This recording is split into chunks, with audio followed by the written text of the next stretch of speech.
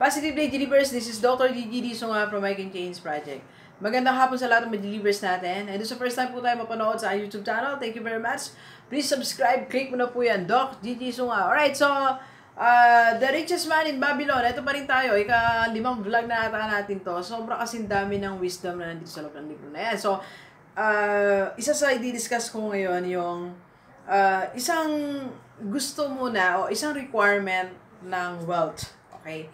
O yung pagyaman pala, meron siyang isang requirement. Then, it will become magic. Alright? So, kung paano yan, announcement tayo, Feb 9 and 10. Sa lahat ng gustong magkaroon ng one-on-one wealth planning and consultation, o yung gustong mag-start ng forex investment. So, Feb 9 and 10 sa Novotel Cubao. So, lahat ng malapit dyan, message mo ko, re-refer kita kay Sir Eric. So, para ma-discuss niya kung paano yung how does it work and how you can start your own investment and building your wealth. Alright? So, speaking of wealth, ito po siya. Okay? So, napakadami nga, sabi ko, napakadaming wisdom na makikita natin dito sa The Richest Man in Babylon. Okay, so isa dito, sabi niya dito, wealth grows in magic ways. That's very correct. Malaking check yan. Wealth grows in magic wealth. Okay? So, pero may requirement. May requirement siya bago siya mag-grow. At ano yung requirement? Pero, banggitin ko muna, paano ba yung ibig sabihin, wealth grows in magic ways? Let me give you an example. I'm a principal by profession. Okay, so principal, something like that. Alright? Then, when I started my speaking career, doon na nagkaroon ng magic sa buhay ko. Parang siyang magic. Parang things that I can't imagine that I can have. Connections, network, people, very influential people that I never thought I can have them.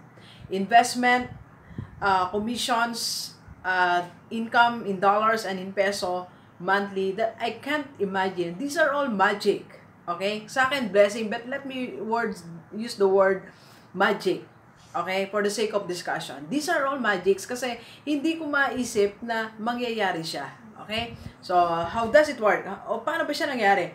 So, from being a principal, lumabas ako ng konti. But I did not resign, of course. So, lumabas ako ng konti.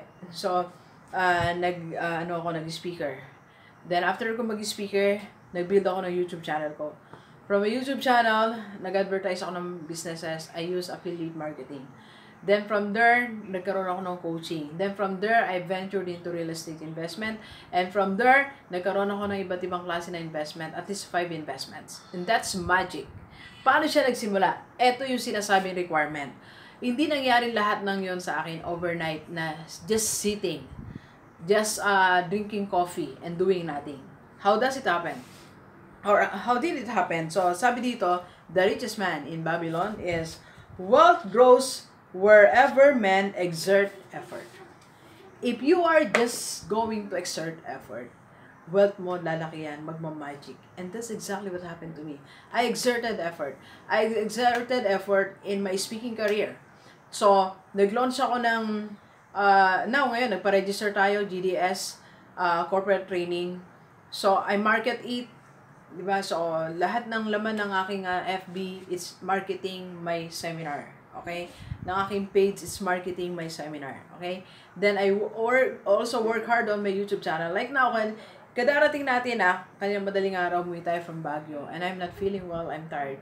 But I have to do this. I have to shoot vlogs. I have to create content. I need to create content. I need to read books, my YouTube books. I need to upload, I need to review, I need to answer many questions coming from you. I need to schedule my coaching. Mamaya may coaching tayo and tomorrow may coaching tayo. Kung gusto mo magpa-coach, message mo lang ako. Right? May advertisement na tayo. Okay? So, what I'm trying to say, I'm exerting so much effort on this. That's why it becomes magic.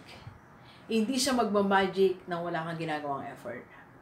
Yung negosyo mo, okay, na hindi mo ladunlad, yung negosyo mong hindi mabago-bago ang kita, hindi magtaas-taas ng kita, hindi man lang mag-step next level, kasi wala kang ina-exert na effort. You have to exert effort para mag-magic ang small business mo na yan. Yung position mo, ilang taong ka na dyan, hindi ka na po-promote, yung sweldo mo, pay envelope mo, ganun pa rin tsura niya. You need to exert effort para mag-magic ang iyong salary. Alright? So, that's magic.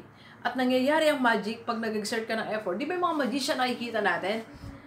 Kunwari naahati ang katawan ng babae o kaya bigla may lumalabas na ibon. Hindi yun nangyari doon. It takes a lot of effort. Napapanood ko yung behind the scene.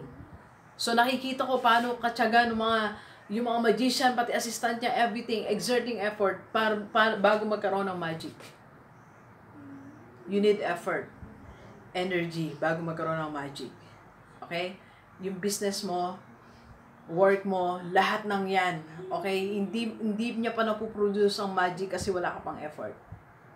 Isipin mo na lang, okay? Or try mong mag-magic. Hindi ako naniwala sa magic. Tapos ulitin ko ulit. Try mong, yung magic na sinasabi ko, yung mag-multiply na hindi mo na-expect na nangyayari siya. Di ba ganun yung mga magic?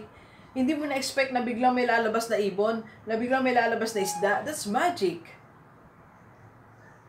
In my YouTube channel, hindi ko na-expect magkakaroon ako dito ng ibang career. Seminar, coaching, my online, I can change t-shirt and other products. So, it's magic. Paano siya nangyari? Nangyari siya because I'm exerting effort. Hanggang mamaya magsasalita ako sa harap ng camera. Hanggang mamaya mag-e-edit yung pamangkin ko. Hanggang mamaya mag-upload ako. That's effort. And tomorrow after church, tatakbo ako ng Robinsons, meron sa SM, kasi meron ako i-coach from Cubao. That's effort. And mamaya meron siyang magic. It's building my wealth. That's one of the secret of the richest man in Babylon. Exert effort. I want to ask you, nag-exert ka na ba ng effort? Nag-exert ka na ba ng effort? Sa business mo, nag-exert ka na ng effort? Sa family mo, nag-exert ka na ba ng effort? Really? Effort na ba yon? Effort na ba yung nag-overtime ka ng 30 minutes? Effort na ba yung nagawa ka ng magandang product for 1 hour? Is that already an effort? An effort is working so hard. Ang effort, ginagawa yan sa work mo, working beyond. Kahapon, nasiraan kami, madidelay kami. So, doon ako sa bus ng mga estudyante ko. Meron naman akong 2 kasamang teachers. So, the president asked me kung gusto ko na mauna. Siguro, na gusto niya ako mapahinga. Being the Dean of Academic Affairs, siguro ayaw niya naman na mag-standby ako doon. Pero sabi ko, I'm staying. And that's effort. So, instead of going home ng 6 or 7 p.m., nakarating ako madaling araw. Imagine the difference of 8, 9, 10, 11, 12, 5 hours. Difference of 5 hours. And that's effort. That's how I love my work. Nung nandito na kami, pwede na akong bumaba. Kaya lang yung teacher ko, kailangan makita niya muna yung mga estudyante nakabalik. Tapos babalik siya mag-isa sa bus, wala siyang kasama. Naisip ko baka may mangyari or ano. So, sumama ako sa balanga. I exerted another almost 2 hours for that. That's effort. That's my effort. That's how I love my work. Yung work mo, gaano mo kamahal? Nag-sacrifice ka na ba para dyan? How much did you sacrifice? Pumasok ka na ba ng Saturday?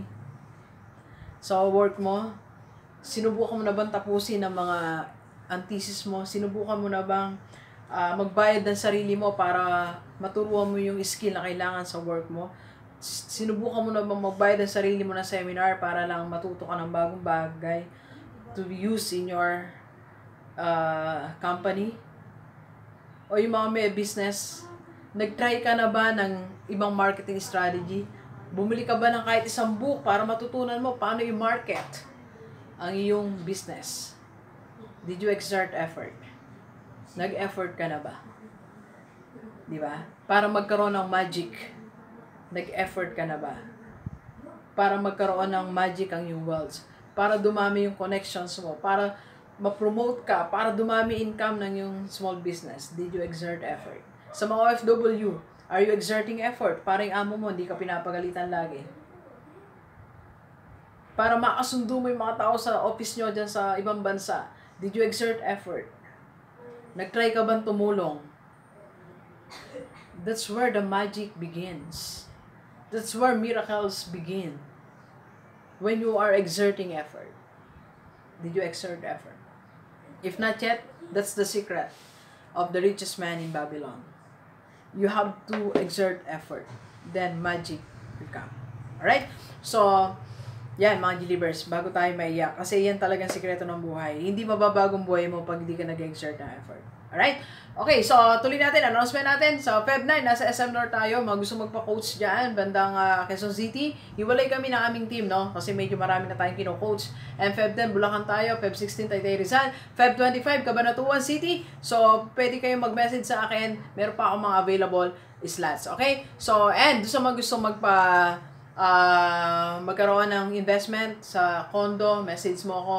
And if you want to build your own house, nang wala ka pang pera, may tutulong din sa iyo. So, sa lahat din na gusto mag-invest, Sun Life 3-in-1, Forex, lahat ng kailangan mo, naka-line up na sa ating YouTube channel. So, wala ka nang hanapin pa.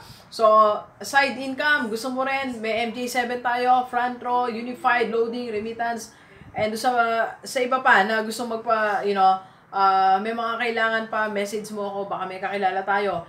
And doon naman sa may negosyo, na alam mo na makakatulong sa mga kababayan natin, I can advertise your business in my YouTube channel. Alright, so thank you very much, Gilibers. Enjoy the rest of the day, and let's go, let's go!